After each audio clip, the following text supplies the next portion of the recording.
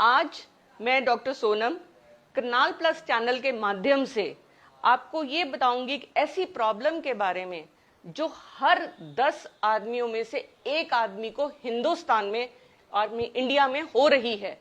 वो प्रॉब्लम एक ऐसी प्रॉब्लम है जब इंसान आदमी उससे जूझता है, ना तो वो किसी से डिस्कस कर सकता है, ना वो किसी को बताता है, ना वो कंसल्टेशन लेता है, शर्माता बहुत है। वो है प्रॉब्लम इरेक्टाइल डिसफंक्शन की। इरेक्टाइल डिसफंक्शन एक ब्रॉड वर्ड है जो इस चीज के दो कंडीशंस को हम बात करते हैं। एक कि उसके जो लिंग में तनाव की कमी, पहला इरेक्टाइल डिसफंक्शन। दूसरा उसका मन नहीं करता, उसका मन ही नहीं करता सेक्स के लिए। तो इन दोनों कारणों से क्या होता है कि जो लेडी होती है वो प्रेग्नेंट नहीं हो पाती। यूट्रस में यहां से स्पर्म जाने के लिए आदमी का अंग यहां जाना चाहिए, तभी यहां पे बच्चा बनता है। तो ये जब ये नहीं होगा, जिसका कारण इरेक्टाइल डिसफंक्शन है, जिसके आजकल के परिवेश में हमारे लाइफस्टाइल में बहुत सारे कारण बन गए हैं, जिसकी वजह से ये प्रॉब्लम्स हैं।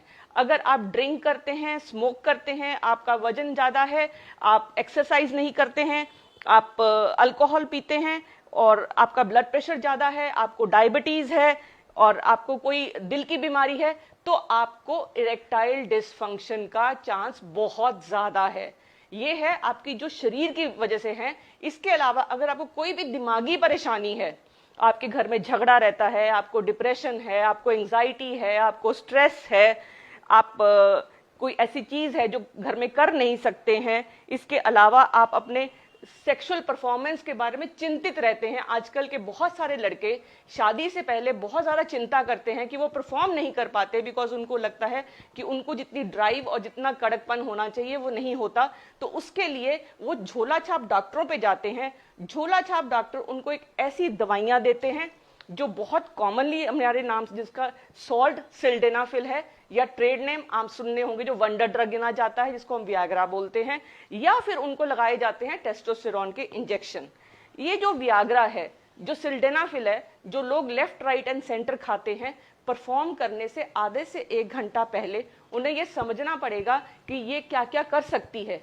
ये आपको हार्ट अटैक दे सकती है, आपको अंधा बना सकती है, आपको बहरा भी बना सकती है, ये आपको हेडेक, ब्लरिंग ऑफ विजन, पेट में दर्द, कमजोरी, ये सारे साइड इफेक्ट्स दे सकती है अगर आपने इसको डॉक्टर की गाइडेंस में नहीं लिया। क्योंकि ये ओवर द काउंटर ले सकते हैं आप, इसलिए इसको कभी भी बिना गाइडेंस के ना लें। जिनको ब्लड प्रेशर की बीमारी है, शुगर की है, या कोई और दवाइयां ले रहे हैं, तो कृपया इस दवाई को बिना डॉक्टरी सलाह के कभी ना लें। और ये जरूरी नहीं है कि अगर आप इस टेबलेट को खाएंगे तो आप परफॉर्म कर पाएंगे।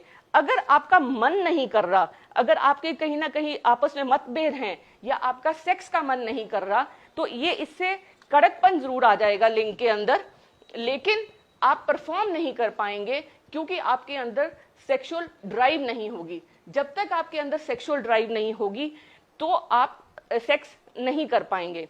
और दूसरा, सेक्सुअल ड्राइव के लिए एक हार्मोन होता है आदमियों में, जिसको हम बोलते हैं टेस्टोस्टेरोन। अगर टेस्टोस्टेरोन का लेवल लो है तो आपकी सेक्सुअल ड्राइव कम होगी।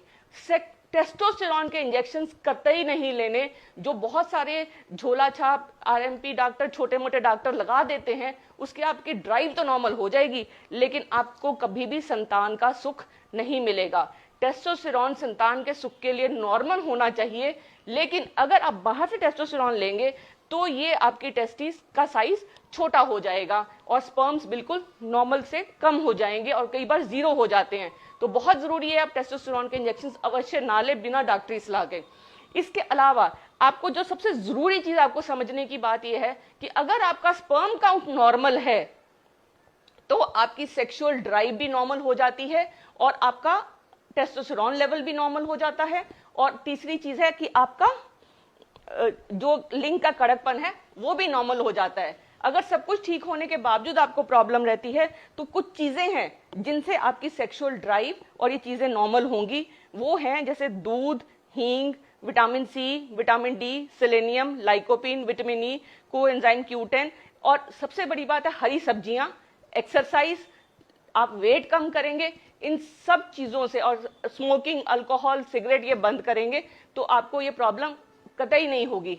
अगर आप ये परफॉर्म करने के लिए लेना भी चाहते हैं, इसका जो सबसे बड़ा साइड इफेक्ट है कि कई बार ये इसकी जो इरेक्शन होती है वो बहुत लंबी निकल जाती है और उससे आपके लिंग को परमानेंट डैमेज हो सकता है। उस कंडीशन को बोलते हैं हम प्रायपिज्म।